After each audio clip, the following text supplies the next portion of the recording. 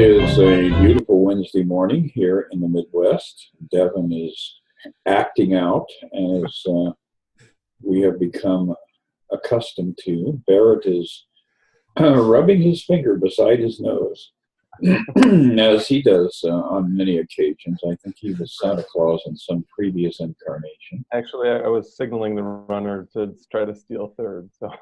Oh, okay. So it's a baseball gesture, which is with the Cubs losing that last game in Milwaukee. I think everybody's going into a state of mourning. And speaking of morning, it's a beautiful morning here in the Midwest. We've got a nice cool breeze off the lake. And after a week of unprecedented heat, it was 200-year-old records that got broken every day for the last week. How about that for global tanning, the global tanning phenomenon?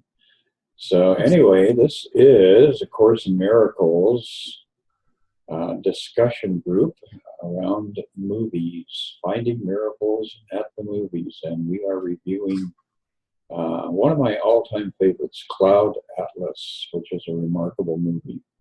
So who wants to start off the dialogue here?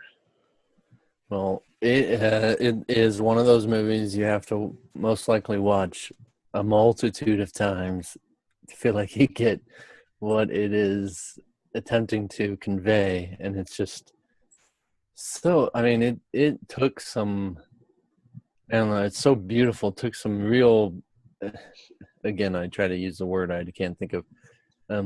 It was just took some real skill to make such a movie like that.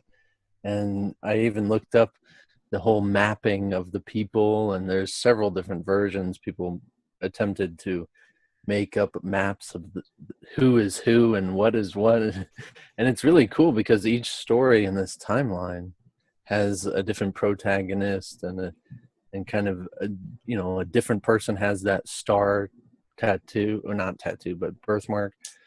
And anyway, it's just, it blows my mind every time. It's so beautiful.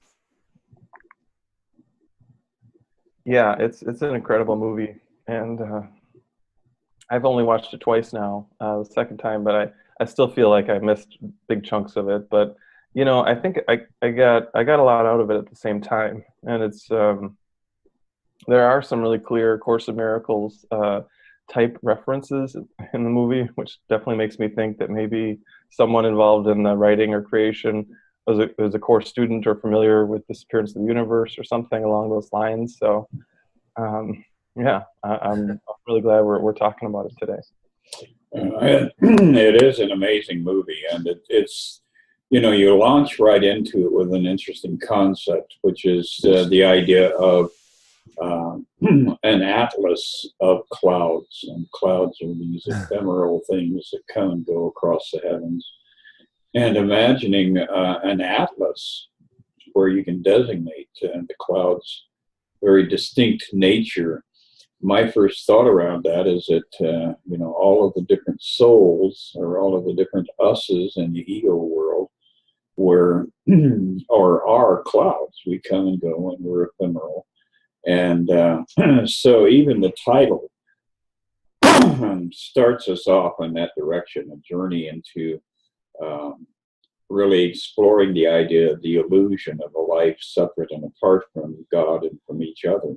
So all these clouds are all these different individuals appearing and reappearing again in what I would call something like that idea of the Akashic records. It's like we can go into the Akashic records and look at previous lifetimes and chart the journey of the soul, that sort of thing. That seems to be what the concept was alluding to right off the bat. And it starts off with little snippets from 6 different storylines, and then goes into more detailed exploration of how these individuals were brought together in different roles on different occasions, and how in one lifetime they were lovers, and the next lifetime they were antagonists, and so it really has a lot of imagery and content that defines the roles that we play and how those roles really ultimately at the end don't have any meaning at all. But while you're still in the timeline, it's very fascinating to see how you jump from one scenario to another, and eventually end up at a point of an otherworldly place, because at the beginning and at the end of the movie, Tom Hanks is, he starts off the dialogue at the beginning of the movie in this environment that is off-world. And then at the end, we discover that humanity has abandoned Earth and landed on a planet on the other side of the solar system. So I think that's a good way to present the idea that eventually we will abandon this earthly realm and go to a more celestial place. So overall, I thought it was a remarkably good movie. I've probably watched it 25 times because I have a copy of it. So it's a favorite of mine. Yeah, well, I like a lot of the concepts you're talking about, and I agree, that we really start to get a hint of how ephemeral and fleeting all of our lives are. I hadn't really thought of it as an atlas of all of our lives as clouds kind of moving through the sky, moving through time. But that's really beautiful. And it made me think, like, well, what is an atlas really, right? I mean, an atlas tries to tell us what is fixed, what is so. We're talking about things like the size of a country, or where the border lies, or the, square miles of Antarctica or whatever. And we think those things are fixed, but those are fleeting too, right? I mean, just on a longer scale. But everything here on a physical level is bound to change. So there's nothing that we can really plant eternally into in this world. And I think that's also maybe a subtle message, or at least that's the Course's take on this idea of what we're doing here. And as you kind of talk about the beginning of the movie, I thought it was interesting as he's going through these like you said, 6 different storylines. They jump into like a whole bunch of different ones. One of the storylines is a guy writing and saying, I apologize for, using this, I forget how he put it, but he kind of makes fun of this idea of using flashbacks. So it's like the writer poking fun at the whole mechanism of the whole movie right off the bat. And, in a way, kind of helping you to say, don't make any of this too big of a deal. It really is so beautiful how they did and were able to make such, like, I think of Atlas as more along the roads of a road, and where roads go as far as, the soul and the journey of the soul. And I see this beautiful ensemble that, as far as in reality, it's a little bigger than what they have as the cast of like 9 people that they keep using in each storyline, and that it emphasizes that we have these soul families that we just keep working with and balancing off, that we keep running into. And it's almost, as we're all written into that script into a certain fashion to use each other in different ways, we have that opportunity to, bring each other along in this awakening and all this. And I love how the one guy that in the very last storyline, he was just a kind of a ghost figure in his mind. I noticed that he was always an antagonist or kind of a negative person throughout it, and it's almost as if he lost the opportunity to be a physical body because of that, and now he's like now possessing this guy in his mind and trying to tempt him in the same fashion, as if he's like just prone to do that every single time, and he's not seeing the opportunity as Tom Hanks' character has the opportunity many times. He goes back and forth in what they would call good and evil and taking different opportunities. But you can see like they as far as when their stories are said, one is evil in this story while one is good in this story, and then they tend to flip around in the next timeline. This one's evil and this one's good, and so it like tries to balance out until eventually they're kind of on the same page, which is pretty amazing. And to think about, as far as you might have heard about my talking about the 10 dimensions of reality, and this is definitely something that is within this awakening process throughout our lives, that we're looking for this purity.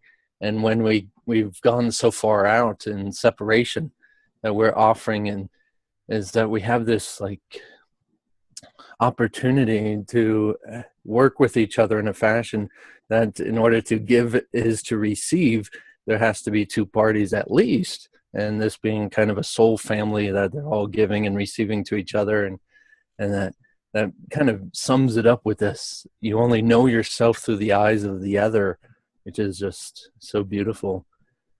There's so much in this movie. I love these guys, or those girls that directed it. I don't know what they are anymore. Well, yeah, there's definitely a lot of transition going on with the Wachowski brothers. They are a Chicago-based group of creative people, and the wife of one of the brothers was a very well-known astrologer and tarot reader here in the Chicago region for many, many years. And so that's part of the influence that comes into all of this. She is on a very profound spiritual journey in her own right. And so that was definitely a source of an infusion of enlightened ideas, enlightened imagery. And of course, the other brother now became a sister. And so, again, the whole idea, the whole illusion of identity in this material realm comes up for review, not only with the directors and producers of the movie, but with the movie itself. You know, who are we? And it depends on the day and the hour and the minute, because we're always imagining ourselves as something separate from God, something incomplete, something that doesn't really have the fullness of truth. And that's really the drawback for those of us working away in the material realm. But throughout the movie, there were instances where you would get like this cluster of rapid connecting energies or images that to me appeared to be like flashbacks, where, you know, it starts off, if I remember correctly, Tom Hanks is having this flashback, and he has that gift in the moment of being able to see himself in multiple different incarnations. And that randomly shifts throughout the movie so that different people experience that as a part of their own awakening journey. And in one scene, the appearance of the comet, which is a birthmark that two different people have, is a catalyst for this shift in perception, so that you get this expanded vision of who you were in past lives, or who you might be in future lives. I think that, you know, both aspects of it were presented in those little cluster events. Well, Yeah. I think, sorry, I just want to mention real quick, I think that star birthmark was actually on somebody in every single timeline. Well, it was, yes. Story. Yes, Like, but it on was the back of his head at the very end there. right. It's the same soul, but it was a catalyst. Seeing it on somebody else was a catalyst that caused the flashback, that caused the recall. It's pretty cool. Yeah. And I like what you're saying, Chris, about that sort of like triggering experience opening up that sort of inner door. Because that's definitely, you know, I talk about past lives, and I work with past lives with clients to help them kind of heal issues around past lives. And for me personally, that it's something similar to that, where an event will precipitate or open up something within, and then all of a sudden there's like access to something that seemed like there wasn't before, right? And what does the Course even say about this? It says that, with psychic powers, we're simply becoming more natural. He also says, don't make too big of a deal out of these things, right? Because they don't make you special. But that the mind is actually one. So this idea that we're actually walled off from other lifetimes or walled off from other souls is a false idea. So, when we think about the mind becoming more natural, really what's happening is these walls in the mind are starting to melt and fall away. And I think it also makes sense that, if I remember right, most of those sort of cluster scenes were in the quote-unquote last incarnation of Tom Hanks' character,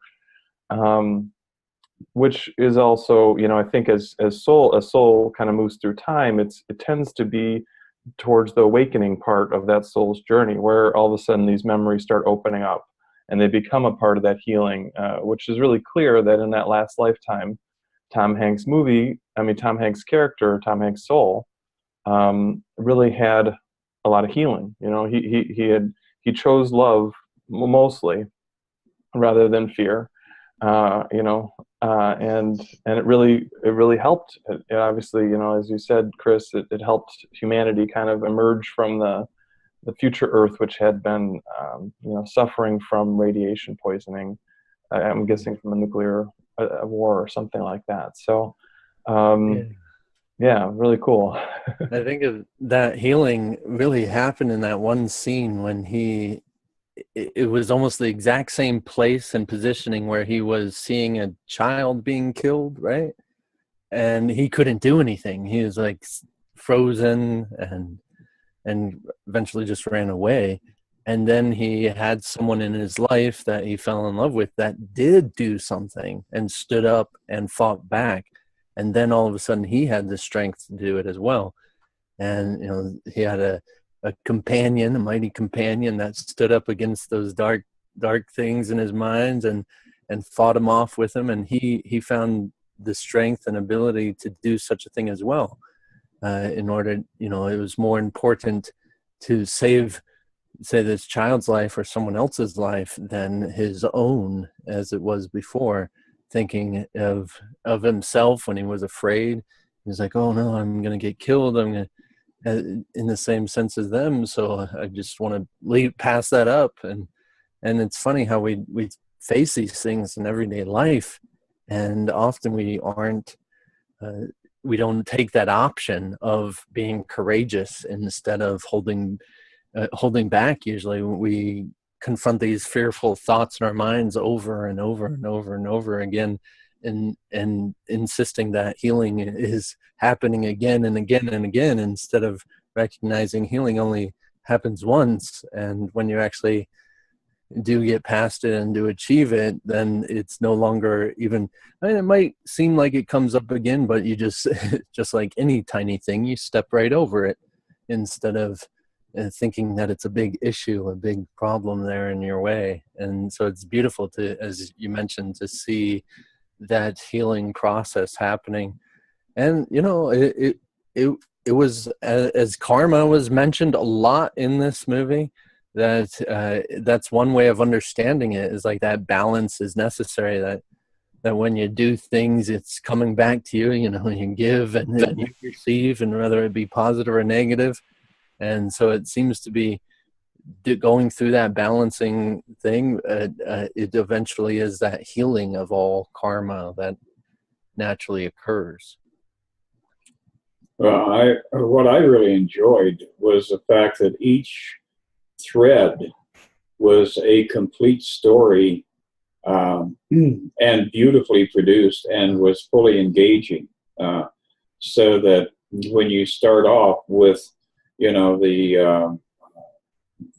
the first theme is in the Pacific Islands in 1849, and over the course of the movie, that whole storyline becomes completely developed in a story that can stand aside unto itself. And then we have the next wave, which is the young fellow who actually creates the music that is entitled Cloud Atlas, and his entire storyline is, completely engaging. And then we go to San Francisco in 1973, and once again, each one of these threads is a creature or an expression, a creation unto itself.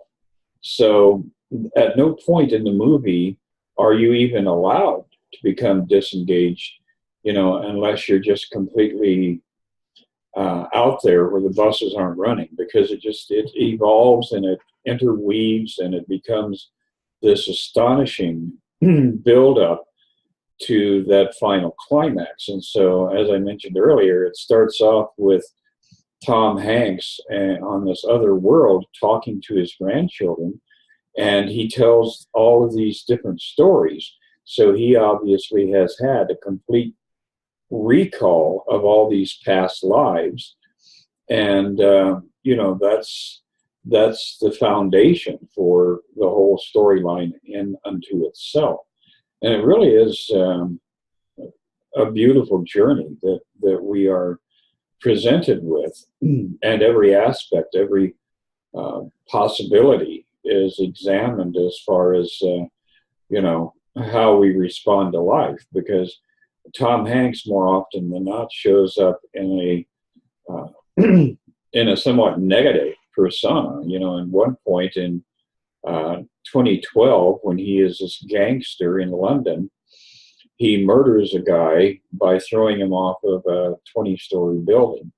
And, over and over again, he has a somewhat villainous persona that finally gets purified in this journey from the 1800s into the far distant future. So it has a lot of engaging qualities. It's a great movie because you never really lose interest. You're probably one of those movies where you buy the popcorn and you only eat 3 or 4 pieces of popcorn because you're so wound up in the movie.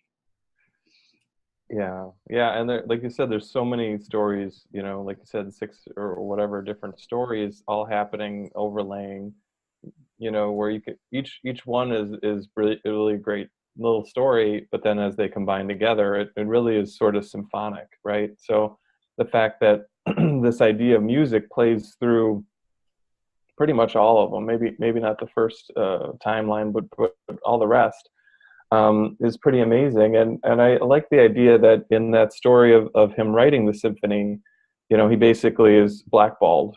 And so the next time you see it in the story, progressively in the storyline, the guy says, you probably never heard this before. There's only probably 6 copies of this album in North America.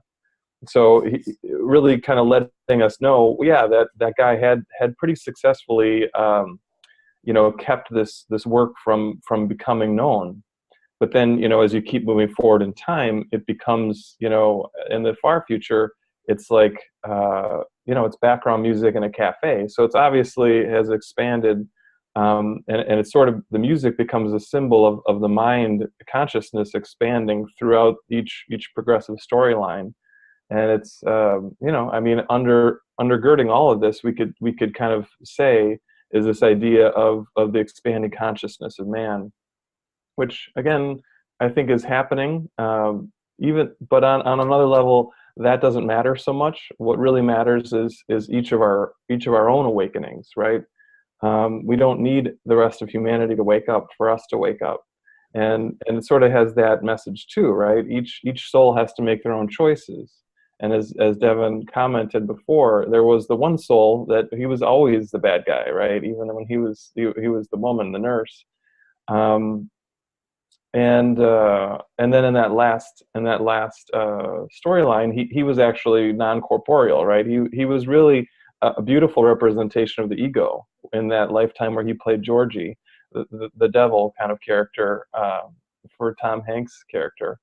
So we all have that Georgie in our mind, and just like in the movie, we can choose not to listen to it. There were several times where it was talking to him and he would ignore it, and then there was one time where it was talking to him and he listened to it. So it wasn't about making his character totally pure and innocent, but it was about realizing we always have a choice. So I thought that was really, really well done. Yeah, I beautiful.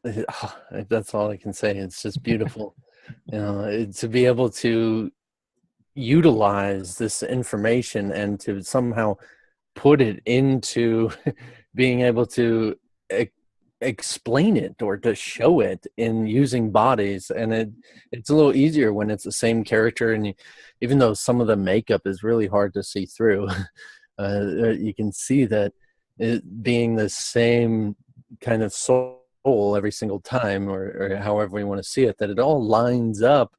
And it's not quite as easy when we look totally different every single time.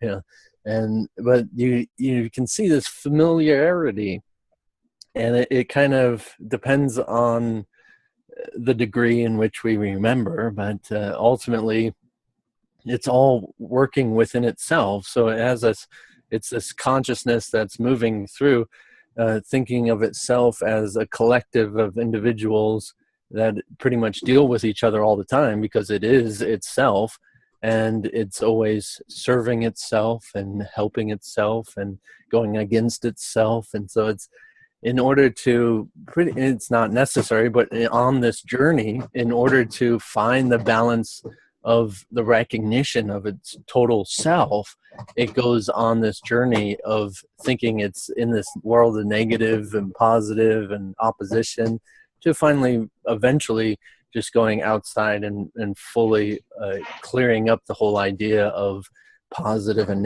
negative karma altogether, and just recognizing that it is, and that consciousness is. And it's, as far as, like, I like that idea about going to another planet, and that they were at the end kind of given an idea that, yeah, we explored this world in pretty much every decade and every eon that we could get out of it, and now we're kind of expanding into another exploration of another planet, another universe of different laws, of different possibilities. And I mean, we're eternal beings. We got to do something, right? And a lot of people use this idea of awakening as, we're just going to be like nothingness, floating in nothingness, and call it love and everything. And that's great and all, but we're also this eternal, all-powerful being that can go into all different vastness of different journeys and do anything they want to come back again. And it's inevitable that it will awaken unto itself every single time. So as far as it seems like it was hundreds of years, even in the timelines of this movie, it was just a blink of an eye in eternity. Yeah, that's very, very true. And I liked the aspect of the movie that when the comedic places occurred, it was really very rich comedy. I think that we saw a multitude of different scenarios that would pop up when, even in the midst of violence, there was this underlying humor, because everybody participating realized that this was not real, whether it was on a conscious or unconscious level. Even in that scene where Tom Hanks throws the guy off the rooftop, he does it with such a sense of, I don't give a damn, even if I appear to be punished, this is the punctuation mark that I needed to express at this point in all of our journey. And sometimes you do have to get killed in a bizarre and extreme situation, because that is a part of the puzzle. And as we continue to put the puzzle pieces together, we start to discover that all of even the violence and the ugliness and the darkness of this material world, because of the effect of the divine, will have a positive outcome. It will lead us to the ultimate truth. So, it definitely confronts that issue with a lot of people who say, how could God allow all of these hideous things in the world to occur? Well, I think God, while God did not create this mess, God is masterfully orchestrating outcomes of the mess, so that even in a passage of 2 or 3 or 400 years or 20 years or 5 years of time, it may appear that it is really horrible and hideous and tragic. The truth is that it creates a new dawn. It creates the circumstances where the sun rises once again within us. And whether we're conscious of it or not, it gives us another page in the script, so that we can understand that we ultimately were the ones who wrote the script. So there's a lot of deep imagery here in this movie that, when you pay attention, it is definitely pure Course in Miracles. It is definitely an enlightened view of our material realm and our material experience. Yeah, and even to the point where there was, I forget exactly, it was sort of like there was someone speaking over one of the scenes, and one of the lines in that scene was about how there is no separation, or separation isn't real. And I was like, bing! Like, all right, that sounds like Course in Miracles right there. Again, whether the person who wrote the book or the novel or the screenwriter, I don't know, someone involved in this probably had some non-dualistic background, because it definitely reflected that, right? It really reflects this idea that we're all here together, each of our different soul threads, and that it's part of a perfect tapestry. And that, like you were just saying, Chris, if we really turn this all over to spirit, spirit will weave it perfectly, right? I mean, how could we possibly see this, all these different threads? Even in this beautiful, almost 3-hour movie, you feel like you only have a tiny glimpse of the whole picture. And how could any of us try to have a grasp for the billions of soul threads and how they should best combine together? Well, the good news is we don't have to, right? I mean, the Holy Spirit has it all worked out, and can know in every instant what would be the best for the awakening of the mind. And so all we need to do is just keep listening to the guidance within. It always leads us exactly to what we need. And it takes a lot of the stress out of living, right? I mean, what is life but all kinds of decisions that have to be made? And when we think, I need to figure this out, holy cow, what a heavy burden to carry, right? But the good news is we don't need to figure any of this out, because Spirit's got it all down. All we need to do is just really learn to trust. And that's why one of the beautiful sections in the Manual for Teachers is called the Development of Trust. But what does Jesus say in that section? He says, there's 6 stages, and 4 of them are kind of rough, right? If you read this section, that it might take a long time before you can move out of this stage.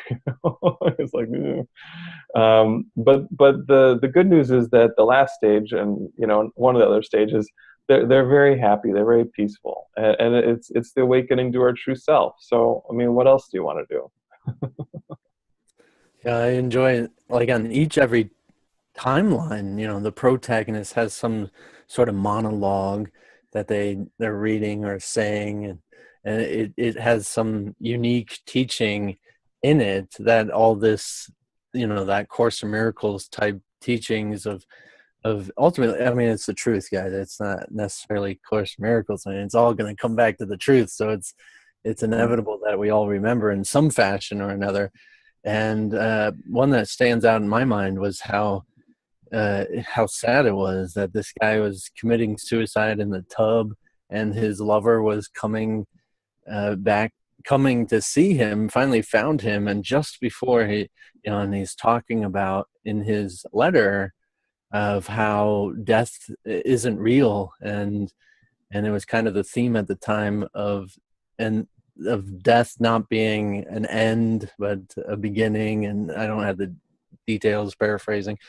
But it's just so beautiful that, yes, this is definitely one way of comprehending how death is not real, and that something, regardless of what we define it as, a soul, a consciousness, or anything, continues on. And that, you know, we're only dead for a little while, I think it says. We're only dead for a moment before we live again, as far as being outside of a body, and referring to reincarnation in any sort of sense.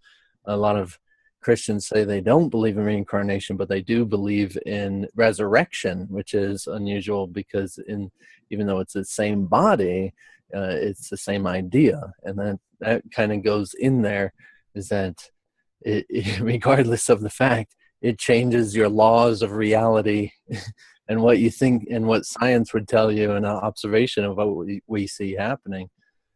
And, you know, it's actually one technique of looking for birthmarks in India is they do actually look for birthmarks, and they make birthmarks in order to see if their reincarnation will actually have this birthmark as well. And that's why you see people actually born with kind of a bindi birthmark now, that they have a dot on their forehead. And that's because in their theories, they actually made that birthmark like a scar in their previous life and were born with it.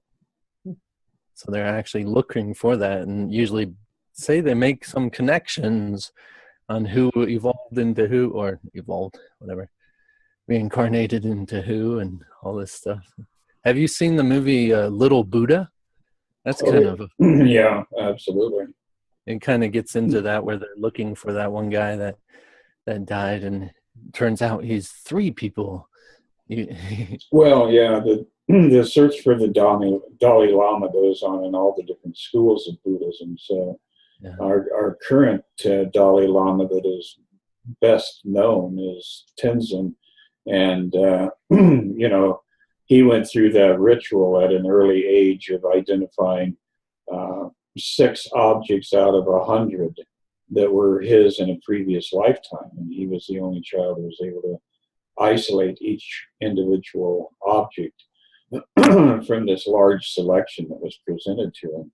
So that's very much a part of, you know, the journey. And the guy who wrote the original book, David Mitchell, he is an amazing writer, and he has a number of other books that float peripherally around all these ideas.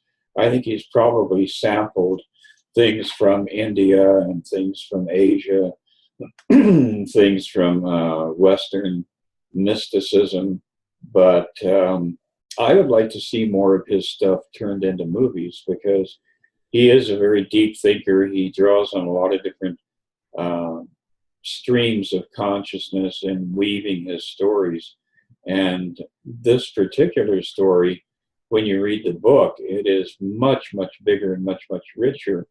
But that's the genius of the way it was produced, was it was brilliantly condensed into this movie format, so that it gives you a lot of very insightful scenes, and it makes it very tangible for you, simply because you're able to hear and see and observe these storylines that you know, that are just a part of a page, where you're confined to your own fantasy, ability to fantasize based on the story you're reading. And here it's thrown up on the silver screen and magnificently offered to you, with perhaps a purer vision of what Mitchell meant when he was writing the book, rather than what your fantasies are about, you know, what your interpretations are about what the book was all about. So it's a great movie all the way across the board. Yeah. And were you talking about Cloud Atlas, or Yes. about? Okay, I thought we got into the Little Buddha, and I didn't know for sure. So okay. No, the Cloud Atlas was written by David Mitchell, and he's written a few other brilliant movies. Mm-hmm. Nice. Yeah, I think it really is a testament to the movie makers, you know, excellence, that they could take such a complex story and make it understandable, but, you know, leave these important themes intact, and maybe even, like you said, make them sing in their own way.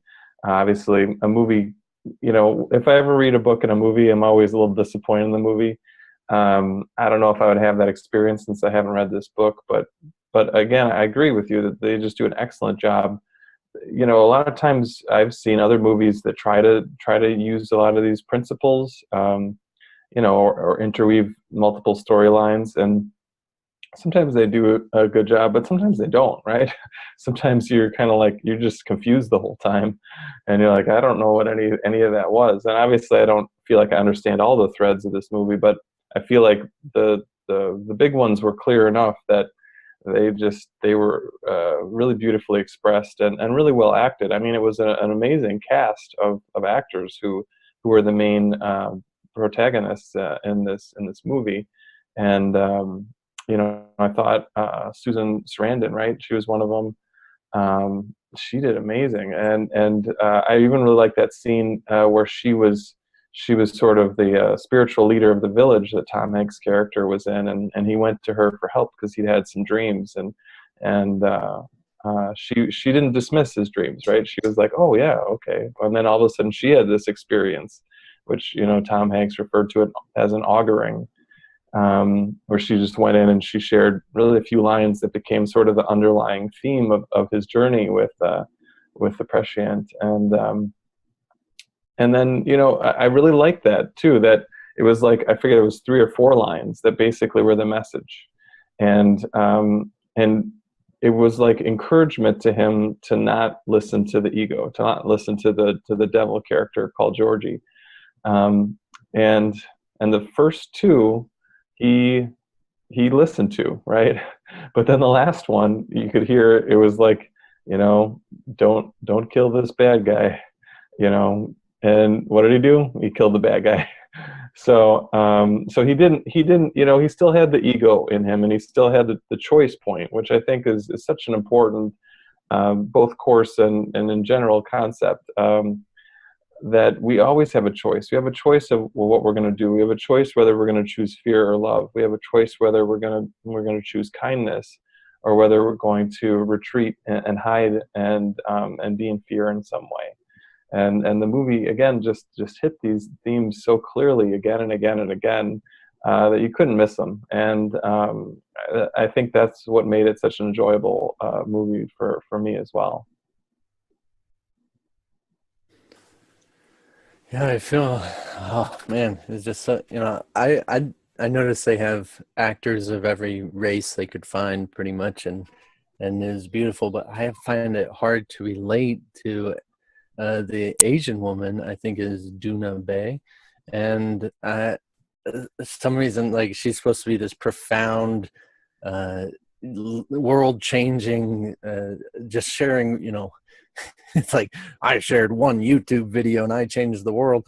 And, you know, it's a little hard to believe, but what she was saying was just so beautiful that way, you know, we're not in this life alone, that we're tied to others, and to be able to understand that and to comprehend that it's not really others as in other people, even though it might be manifest as that in this life. I think it was just, oh man, I don't even know. It's just all it's a very beautiful, insightful, and the Spirit can use this movie, much like many other movies, to open your mind to other possibilities and to start thinking a little differently, that it's going to shake that foundation. And we know if that foundation really isn't firm in the truth, then it has the possibility of being shaken, because everything changes, everything rearranges. And so if it's on something that changes and rearranges, then it's naturally going to have a shaking about it. And so if you're watching this movie and you feel like, I mean, also that mind, that ego also uses this as, uses confusion as a way to avoid the symbols. But if you have the willingness to really see something, every time I watch it, I get a little bit more out of it, a little different scenarios out of it. Usually I'm trying to see what characters line up and what's timelines and stuff. But when you see how it's always going through that choice between love or fear, and how that the guy that played, what's his name, Hugo weaving, how he played always that negative type character. He, even as he was saying, there's a natural order to things, and you have, if those who go with it, whatever. And you can see that he was fairly wealthy and well off in many of the timelines, and this was because he was, selling his soul for the riches of the world in a fashion that he was going with the ego's way in order to have what, in this upside down and upside down backwards world of life, you might be gaining a lot in the physical world, but he is like losing the ability to even have and come back into the physical world because he is so focused on only that. And even as he's speaking, like I see a truth in that. Yeah, there is a natural order, but he's like saying it in a fashion that it has to do with, you have to fight for, the survival, the strong survive and all this stuff. And even though that makes sense, I feel like it applies in a different fashion in this soul perspective of, yes, there is a natural order that balances out. And it's almost as if, yes, everybody's going to get back what they're putting out. And unfortunately, if you keep putting out and making the decision for this negative stuff, you're going to be putting yourself in prison in that fashion, or definitely thinking that you are and will be more confined. As far as in reality, still in reality, the actual truth of everything above all the things is that, it's inevitable that the truth awakens to itself regardless of what prisons it's in. But how long that takes, A Course in Miracles is required, but how long it takes, oh man, we can take eons and eons. How long do you want to take? What decisions are you going to make to save time? And that the idea of a natural order, I think, that was really being presented to us was, white Christianity's very pompous stance that white males and white people were God's chosen, and that they should experience dominance over every other race and every other gender and every other creature on the planet. And that whole vision of, being a participant in this world with that glamorous aspect of being, the ones who are chosen by God, is very, very apropos to our current society. We're seeing this being acted out right now in America, where white entitlement is really being presented to us for what it is, as far as the neo-Nazi movement and, the acting out and the current president. All of these things are definitely mirrored through this movie, even 5 years before the events. So that again, I think, is another indicator that the movie itself was very highly inspired by the Holy Spirit in every aspect of it. The other thing I find interesting was that the movie and the production of it ran out of money on multiple occasions.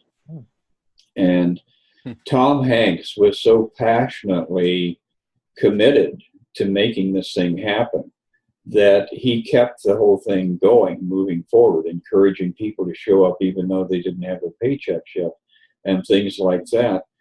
So it really was an effort that went beyond, that comfort zone of having plenty of cash and being able to just liberally splash it all over the place. The movie did have a certain element of duress in its creation, but then when it was premiered in Toronto, it received a 12-minute long standing ovation at its first viewing. So, it is a movie that definitely, I think, has all of those qualities that to me are a signal that the Holy Spirit was really supporting this and really inspiring the people involved in it to try and get it put into the public's view. So overall, I would say a lot of the ideas in A Course in Miracles are not necessarily identifiable as Course principles, but they definitely show up in the movie, probably in many instances in improvisation of slips and things that happened spontaneously while they were making the movie. So I think it's a must-see for anybody who's interested in their own identity and committed to unraveling the illusion of self. It's a great way to start out that journey. Have you seen this chart? Sorry, I was just going to point out that this chart kind of gives it an idea that they actually have these archetypes that go through each character throughout them, that they're like Halle Berry is known as the believer in each of her roles.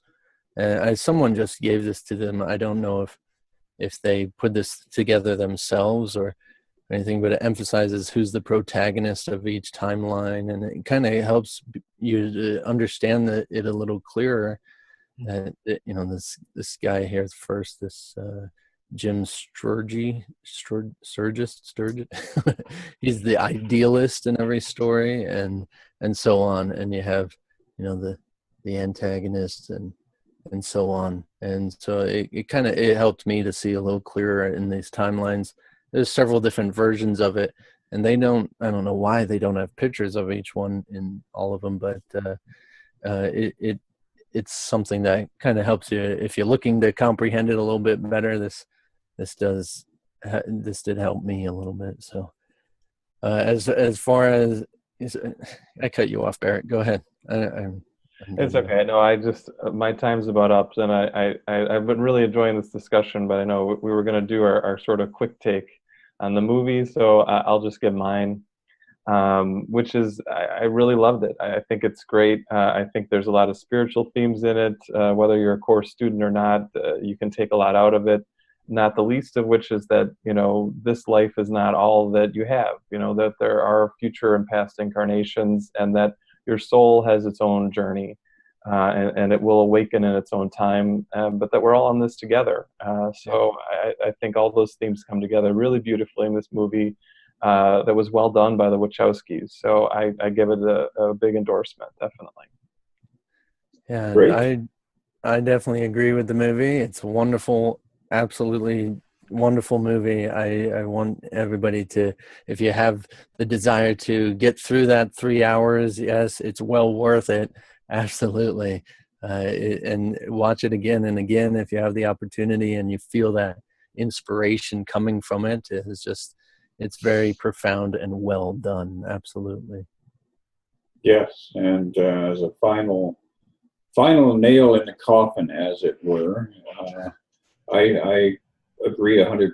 I think it is a brilliant movie and definitely is one that should be shared. So if you have a friend or family member that hasn't seen it, go spend some quality time with them. Rent the movie or buy the movie or stream the movie, because I think you'll discover something new about your relationship with whoever you share the movie with. Amen. All right, sounds great. And we'll be back in a couple of weeks with another great movie to review. Thanks, So, guys. Yeah. take care. See you next Bye. time.